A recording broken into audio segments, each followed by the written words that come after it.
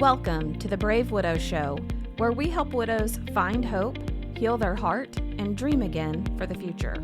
I'm your host, Emily Tanner. After losing my husband of 20 years, I didn't know how I could ever experience true joy and excitement again for the future. I eventually learned how to create a life I love, and I've made it my mission to help other widows do the same. Join me in the Brave Widow membership community and get started today. Learn more at bravewidow.com. Hey, and welcome to episode number 102 of the Brave Widow Show. I am so excited to share these special guests with you today, Dr. Gloria Horsley and Dr. Frank Powers. Listen, I get questions from widows all the time around dating, around finding love after loss, around whether or not it's too late, they're too old, they're too overweight, they're too this, they're too that, like whatever it is. The main reason I built the dating masterclass series in the Brave Widow membership community is because our brains love to feed us insecurities. We love to believe all of these thought errors around all the reasons why finding a relationship isn't possible or won't be as good as our first one, or we won't find someone who's accepting or who's close to us or who truly embraces everything about us. I built the Dating Masterclass series to help you get your mindset right when it comes to dating, when it comes to readiness, when it comes to setting up your profile, when it comes to not wasting time with all these pen pals and people that just want to chat. Like, no, you don't need that. Get rid of it. If you're not part of the membership community, then sign up today and get access to that 6-part series with worksheets in the Brave Widow membership community so that you can free yourself from a lot of this mind drama that happens.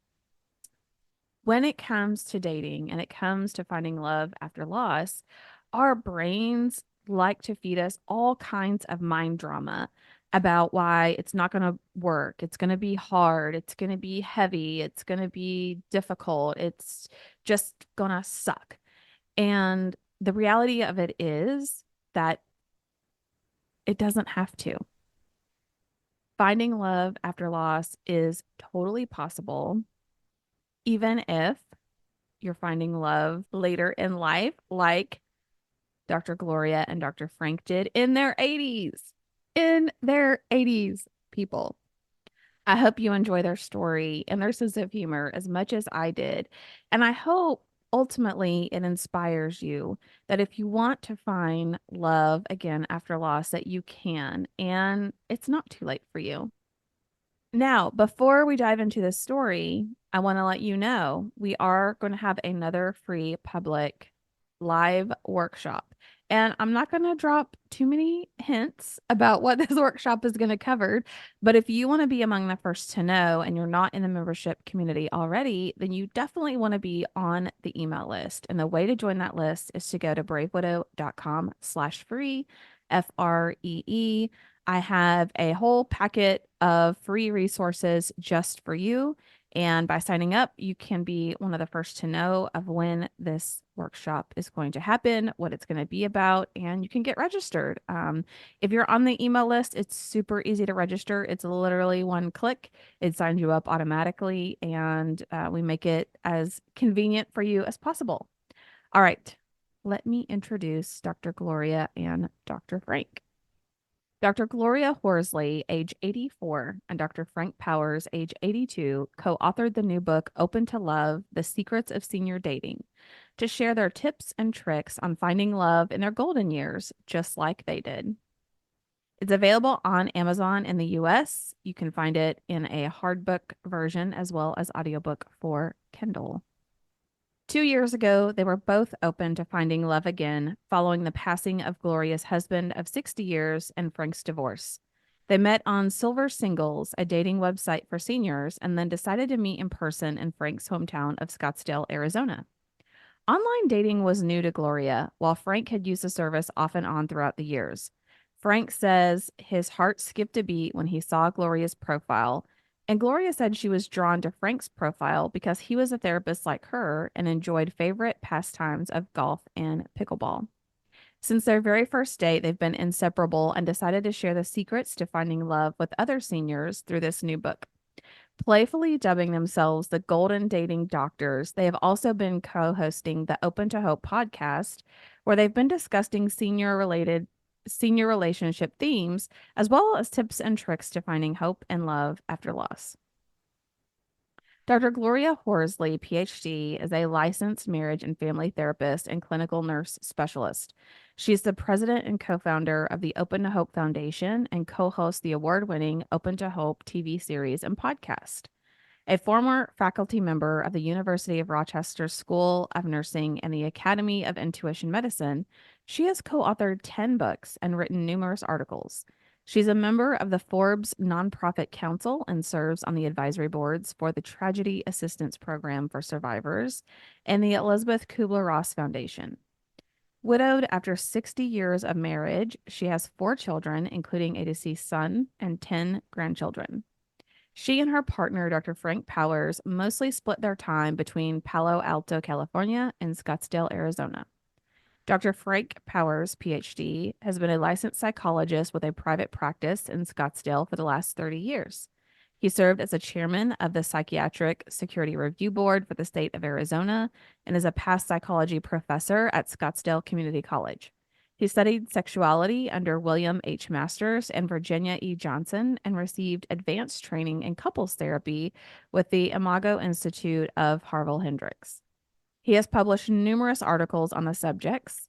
A graduate of George Williams College, he holds a master's degree from Arizona State University and Columbia University and a doctorate in psychology from Union Institute.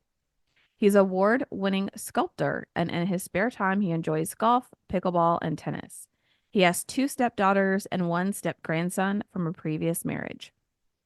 Open to Hope is an international nonprofit organization with the mission of helping people find hope after loss.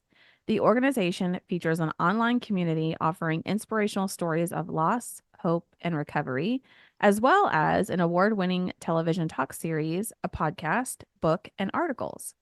In parallel with the nonprofit Open to Hope, president and co-founder Dr. Gloria Horsley and her partner, Dr. Frank Powers, co-wrote Open to Love, The Secrets of Senior Dating. For more information on Open to Hope, visit opentohope.com.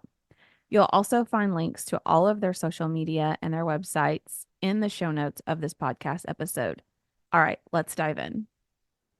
Hey, and welcome back to another episode of the Brave Widow Show. I am here with Doctors Gloria Horsley and Dr. Frank Powers, and they are going to share their story and some tips and insights that they have found for finding love after loss later in life. And I'm so excited to host them on the show today. So both of you, welcome, and thank you for deciding to come on the show.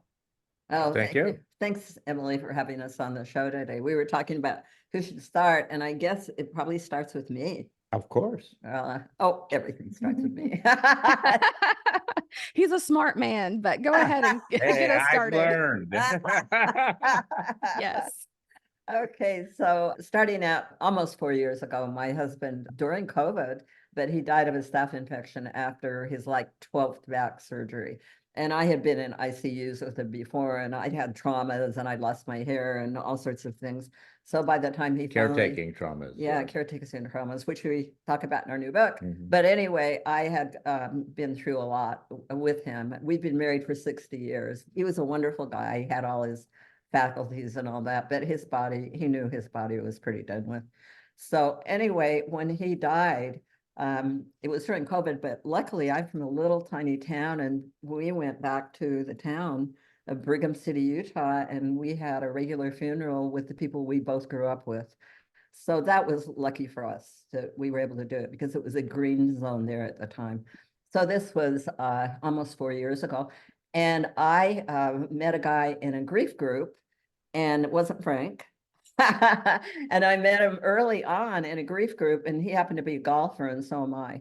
So we golfed every day. Every Golfing day. through grief. Golfing through grief. We golfed every single day with him. And then he ended up after about 6 months moving in with me. And then he decided he went to Hawaii with me. He ghosted her. He ghosted me. What? You got ghosted?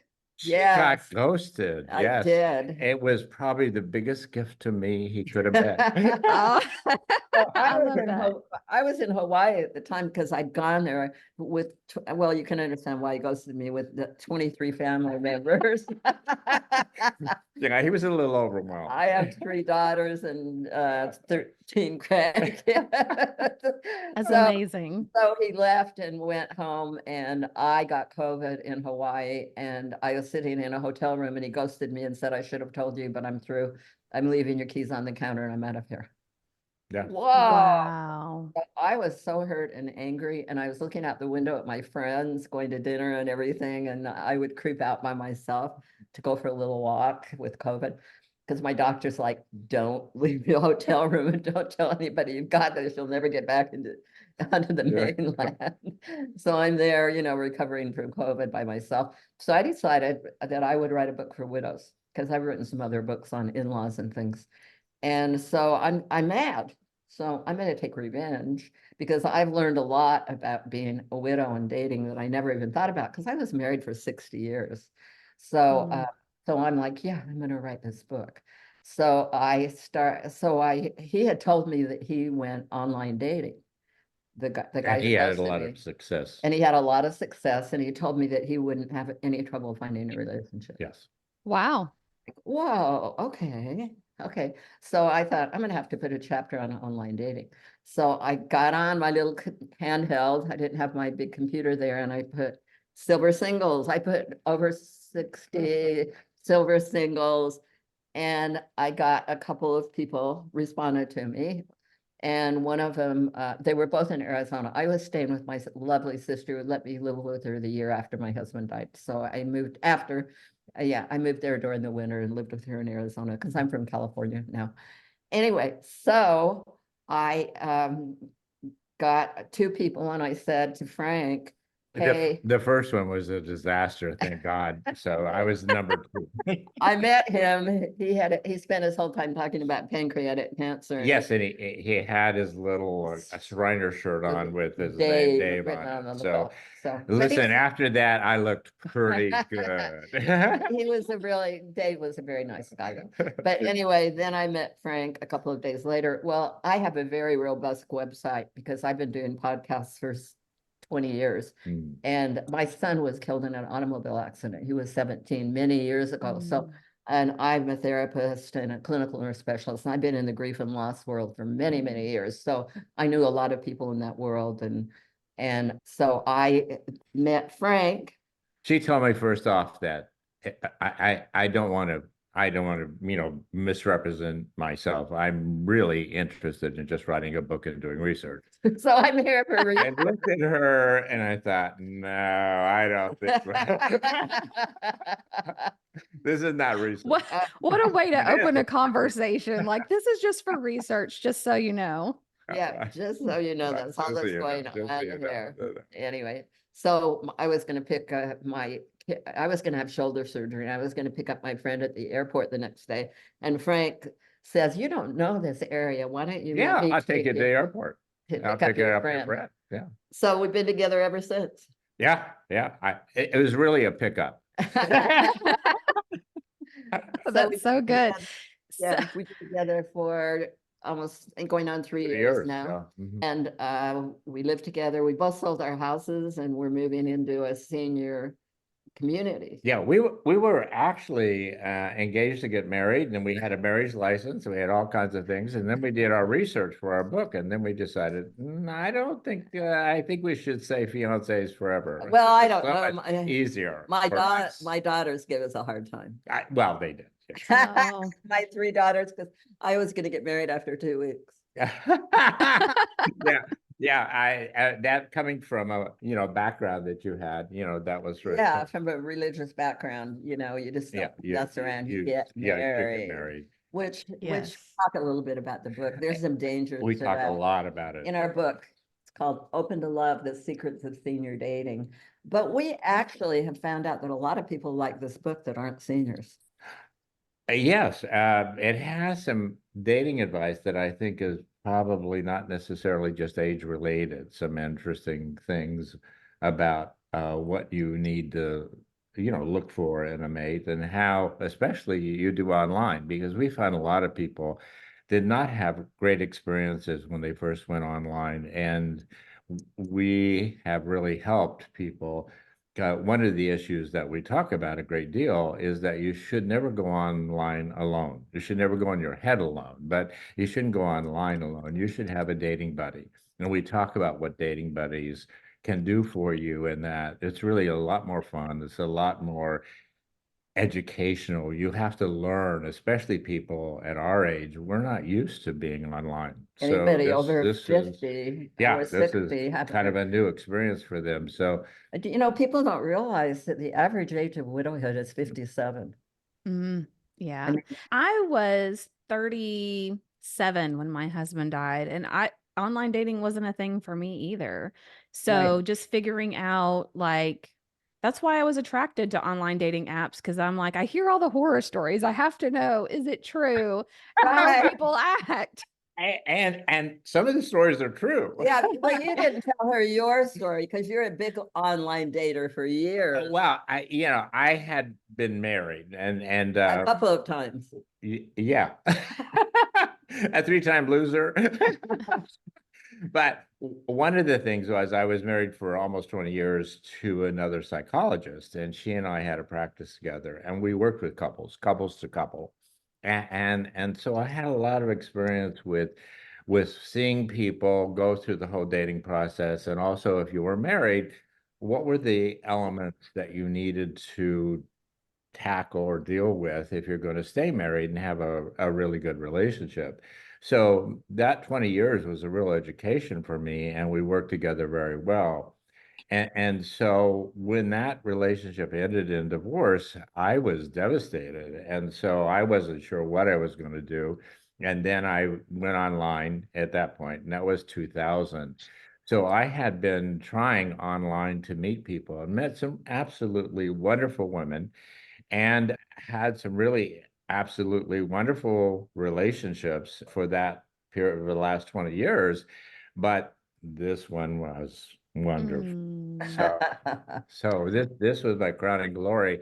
And I had almost given up. I mean, I had kind of decided, well, you know what? I'm kind of an old guy, who's going to really want? I'm fixed in my ways and I'm kind of like curmudgeon. So, why would someone want to be with me? So a friend of mine who's also a psychologist kind of convinced me, said, no, you have had wonderful luck meeting really fascinating people online.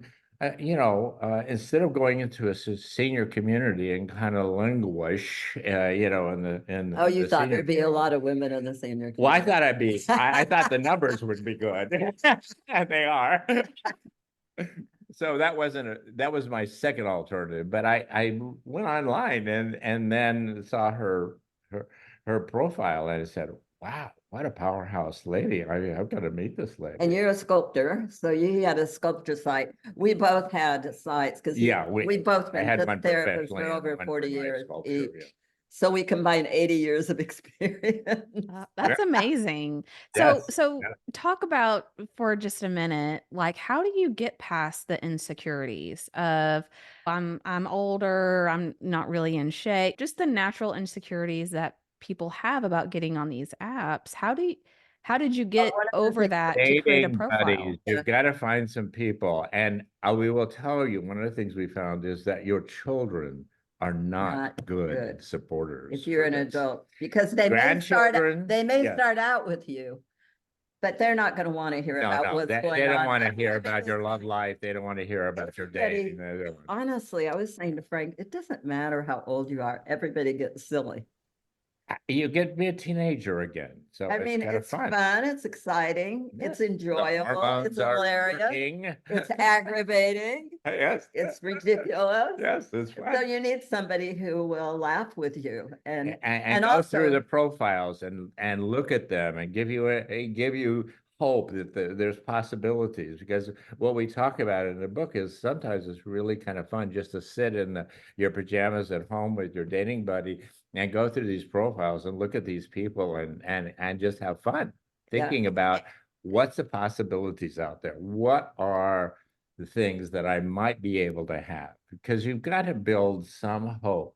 And if you don't have hope, you won't sustain yourself online, because it is a process, and sometimes it takes time. Sometimes people don't really in their profiles be honest, and so sometimes you meet people and you say, "My God, their profile and they don't look alike."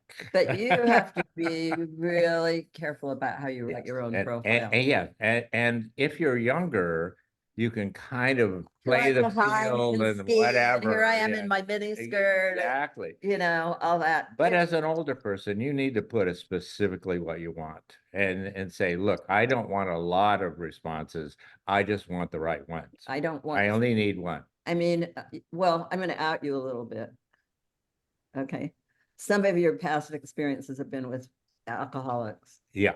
I unfortunately have had a couple of relationships with people who were high functioning alcoholics, but it really was that you're having a person who's having an affair with alcohol, so they're not available. So on your that's kind of profile, sad. so on your profile, you I say, said no alcoholics. no, yeah, I don't want, if you have one drink, man. Yeah, if you need a drink to function, hey, don't call me. One thing I'm really confused about is this 6 feet tall deal. I just heard a guy say, "Oh, you have to be 6 feet taller, the women won't look at you." And Frank said, "Oh yeah, guys have to be." I don't think all women feel that way. I know some I hope they don't. Men do, though. Because there's a lot of guys that are not 6 foot. I know, but every time you guys, my deceased husband was 5'8", and every time you guys who are 6 feet see somebody 5'8", I've noticed you say, "Oh, he's a short guy." It is. They want guys that are 6 feet or taller. And to me, I wanted just somebody at least my height or taller. Yeah. I just didn't want them to be shorter than me. That was fine. Yeah. You see more eye to eye that way. Exactly. Yes. So tell us about dating buddies. Like what's a good dating buddy? How do you pick one out? Well, I think when you start out, you can use a grandchild or another person to help you get online. But those kids are pretty darn busy. They're not going to be there at 10 o'clock at night when somebody stood you up. So you want to look for friends during the long term, and people do it different ways. And it's really good to find someone who's had some experience online so that they can kind of guide you through and help you not make the same kind of mistakes that neophytes that get into online. But you can do it by yourself. I did, but Yeah, she made all the mistakes. I made all the mistakes. First off, there's a whole issue, especially for women, we found, about what age do you put on there, especially if you've aged well. And these guys all want women who are 10 years younger. And so what do you do if you're a woman who has aged well?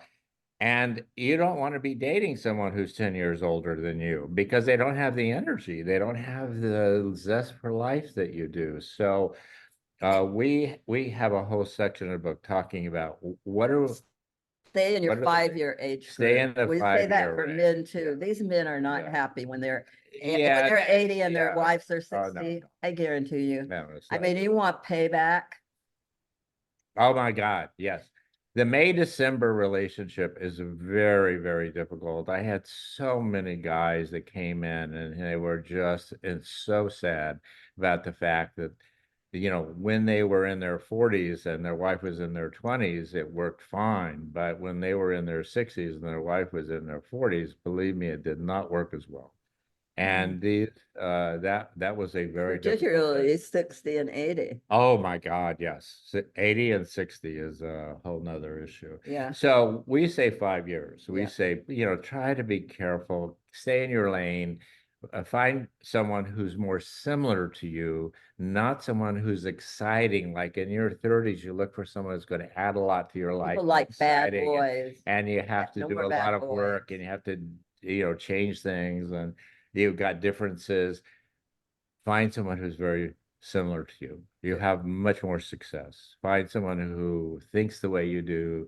You don't have to change them. You could just have fun with them. And this is a period about having fun and enjoying yourself and be active. My daughter, she has a guy right now and has for a while, but when she was online dating, she had a dating group.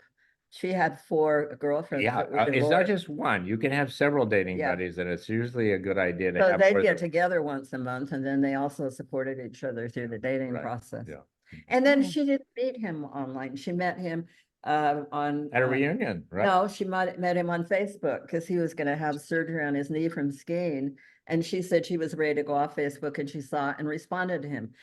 And we want to say this. But they knew one another when they were younger. Yeah, but they were in grade Mm, school they're grade together, and school we knew him. That's right. So here's People are meeting a lot of people at reunions. Yeah. Hey, that's another way, not just online, but at reunions, they go back and they meet say, oh, we dated when we were 17. And Get oh, out. yeah, my wife died. And oh, well, my husband and I got divorced.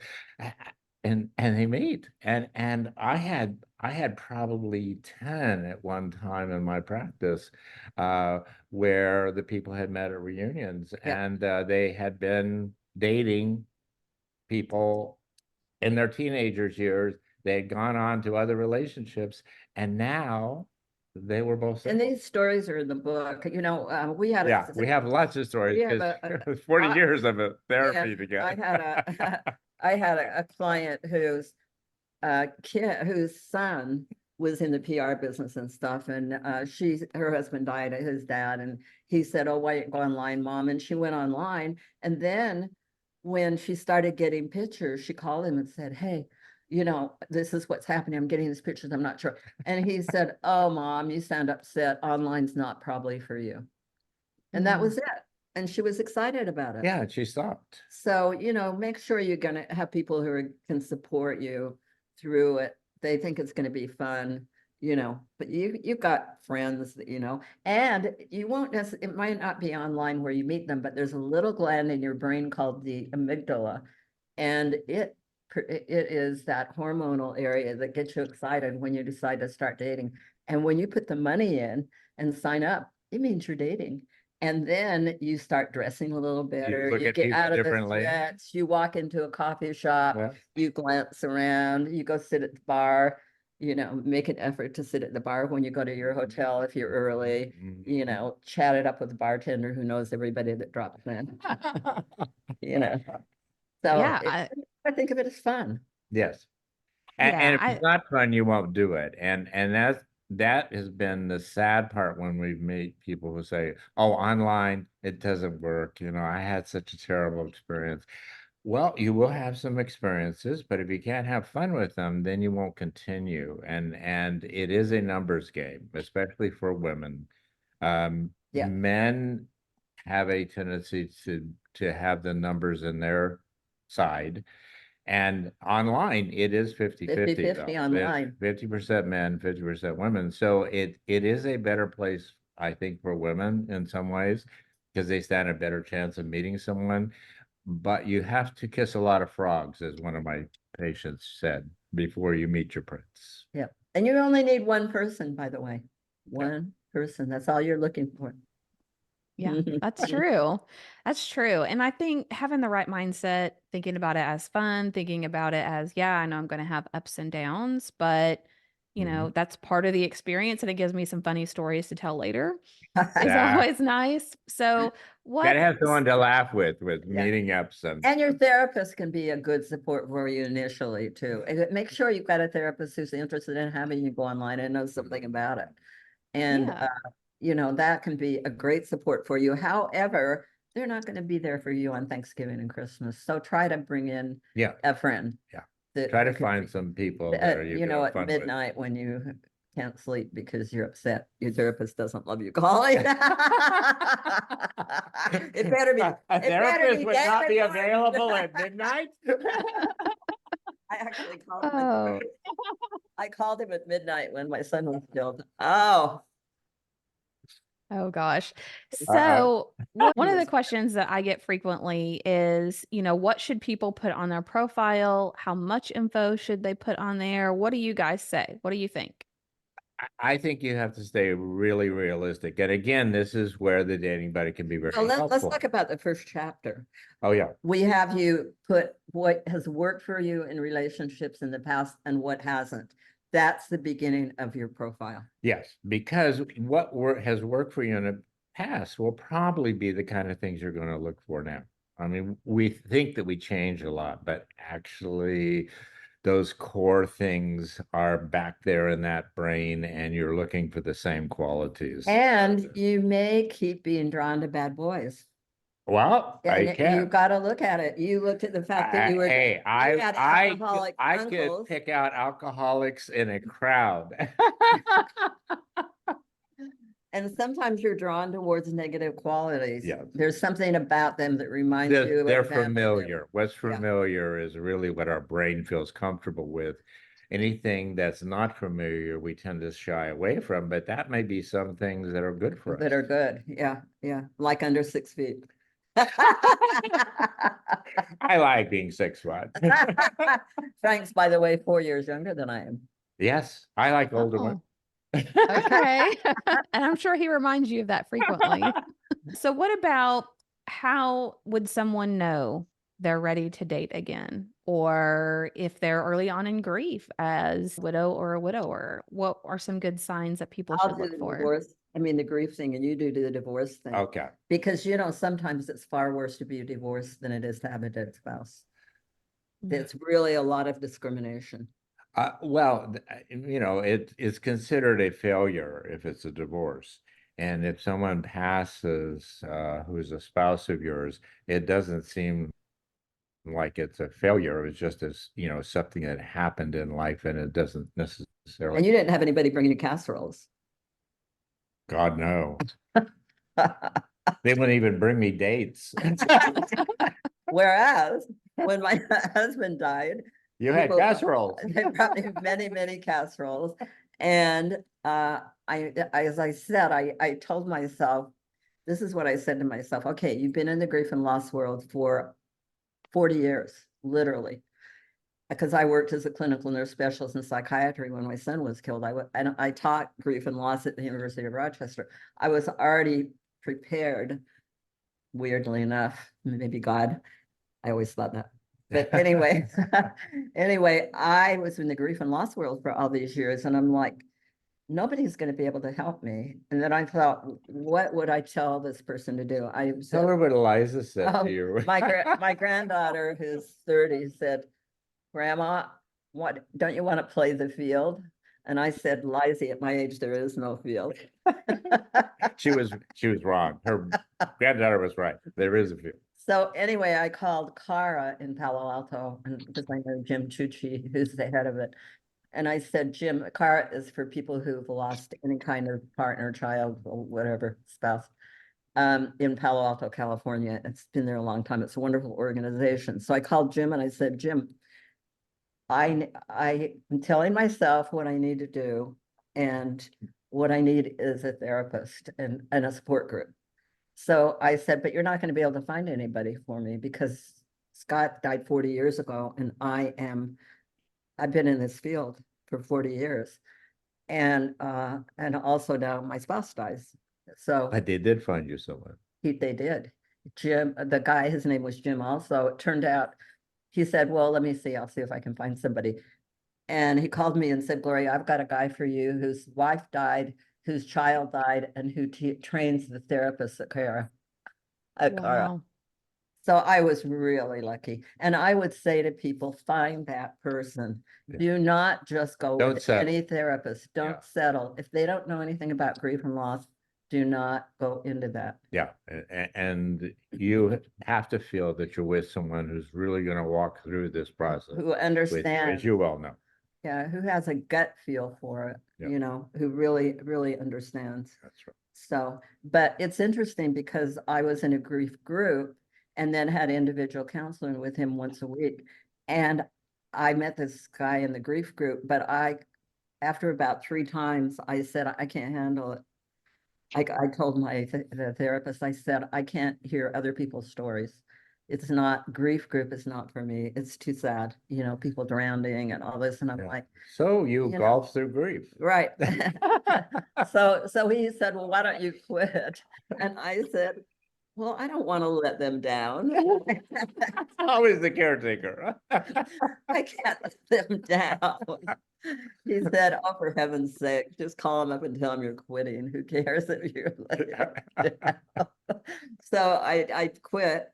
And then this guy and I quit, and Jim gave him my number, and he said, I can't believe you quit, because I was gonna go ask you what you wanted to go golfing. So that's when we met. But as a widow, I have to say this. There's a lot of support if you open yourself to it and say yes. Mhm. That's what somebody said to me, say yes, even if, say yes to all the invitation and go. I was lucky enough that I had a men's spiritual group, and there were 9 of us, and we met for 12 years. And you know, I got divorced, and while the group was still there, and so they were very, very And supportive. it was of an me. ugly divorce. Pretty ugly. Yes, right. Yeah, you almost Yeah, lost your because practice. my wife was a therapist, but she had an affair with a client, and she Hmm. lost her license In your connected to practice. that, and we lost our practice. So not only did I lose my wife, but I lost my business partner. I lost that part of my practice, so I had to start over again. So it was quite something. But the men's spiritual group was my savior. I mean, they really helped me. They became my dating buddies, and they were really good. I mean, they were tough on me about, hey, what are you doing? Why aren't you online? Why aren't you looking? And I said, oh, okay. Do you think I really should? I mean, I have a tendency to pick alcoholics when I just not pick another alcoholic. So no, it was really wonderful. It was a relief to find out that I didn't pick another alcoholic. So But we've got a whole chapter in our book dedicated to grief and loss, Yeah. on how you know if you're ready and if you're not. I mean, you have to what are look the at, signs? is it impacting your life, daily living routine? Can you go you to know? places that you used to go with your Yeah. partner, and you know, do you avoid friends and connections with Do people? you avoid Can you talking not about talk it? about it? Or are you Yeah. talking about it too much when you're Yes. with another person? Yes, yes. I have widows tell me all the time that these widowers, you know, men marry within the first 7 months. Mm-hmm. And so they want to talk about their wives. And, Well, you know, they want the person to be their therapist to help Yeah. them through the process. Yeah. But it's not necessarily fair. so you have to realize that may happen, and the guy may be worth it, and he may not. Yeah. So you know. have to make that judgment. Yeah, yeah. So, but we do have a lot of steps to look at and to see if you're ready. And then fears and concerns, we've got those in there. Our number one fears are, you mentioned some of them, that you're not enough, that there's, you know, that there's nobody out there who'd want me, you know, that kind of thing. And my cousin was visiting me, and I gave her our book, and I said, you know, you've been divorced for a long time. Why don't you start dating? And she said, well, I'm not good looking enough. And I said, what are you talking about? You want to find somebody that sees a picture of you And likes it. and likes what you look like, and reads your profile and likes it. You don't want somebody that is looking at somebody. She said, these women that have their pictures on there. I'm saying, you don't want somebody that's looking for somebody in a short skirt, you know, a short leather skirt with chains around her neck. That's not who you are. Yeah. So it really, that's the part that a dating buddy really helps, saying, you know what, you want to find someone that loves you, and whoever you are, whatever you look like, whatever your interests are, you need to find someone. And the interesting part is, certainly our experience is, there is someone out there for almost everybody. Yeah. You know, so the thing is that if you just stay in your lane and say, I have a good assessment of myself, I put that in my profile, I really present who I am, Because most people have trouble when they present someone that they think they would like to be on their profile Right. rather than. who I want they to are. learn to play golf, so I'll pick a golfer. Yeah. And I put in Exactly. there, I've never picked up a golf do not club, but get in I want touch with someone me. who golfs. I said, do not get in touch with you if you don't play golf. I really didn't, I don't want to Yeah. get somebody who She, doesn't. do she, sports. she actually said, I want someone with a handicap and not a physical one. A golf handicap. I love it so much. Well, So humor is another thing you can fit in. Yes, yeah. You need to fill out your whole profile. Yes. You need to show people that you've taken. and the put an time. accurate picture. Don't go back 10 And do years. more than one Use picture also. A glam picture. Yeah, Yeah, and so. take current pictures Yes. and put them on. Exactly, put- because you want someone who wants you, and if you don't present that in your profile, if you don't present who you are in your profile, then you're not going to bring people who want you. You're Yeah, going to and you people who don't bring your wanna waste your- profile. and They you- want to date your profile. And They you want to don't date want to you. waste your time. This is Yeah. about. I know. I wanted somebody to see me in real life and say, "Oh, you look better than your pictures," not be disappointed. Well, that's exactly. I said, my God, you're the first person I met online recently that actually looks better than her picture. Exactly. Well, thank you so much for all of the tips and insights that you shared today. How can people get a hold of your book? Where can they go if they want to learn more from you?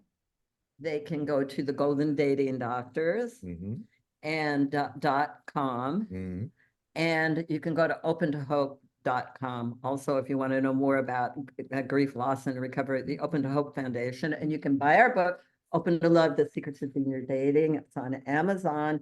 And we would love to have you get out there and get it. And, you know, we always write in And there. write a review. Yeah, about and write a that. review for us. Mhm. And we always love to say to people, I like to put in the front of it, put this in the hands of somebody you know who needs to find love, even if it's not you, because Yeah. it's out Mm. there. And we know the Surgeon General has told us one of the major problems in the United States is, Loneliness. Yep. It is the #1 senior mental health issue. and it's not going away. And It's not. I don't hear anybody talk about dating. If you look at those articles, they're like, go roller skating, join a bowling club, you know. And Dr. Ruth in New York has just been designated as the loneliness ambassador. Yes. So she's moved from her previous orientation to the issue of loneliness. Loneliness. And she's delightful. What she says about loneliness is absolutely wonderful. And we have a chapter that you won't want to miss. It's called Through the Bedroom Door. Mm. Oh, that's so good. Well, thank you so much for coming on today and sharing all this great insights. And I'll make sure all the links go in the show notes. So for anyone who's listening and not watching, you can go back and find those links to learn more about being open to love. Are you a widow who feels disconnected? Do you feel like you're stuck or even going backwards in your grief? Widowhood can be lonely and isolating, but it doesn't have to be. Join us in the Brave Widow membership community and connect. We teach widows how to find hope, heal their heart, and dream again for the future. Find your purpose and create a life you love today. Go to bravewidow.com to get started.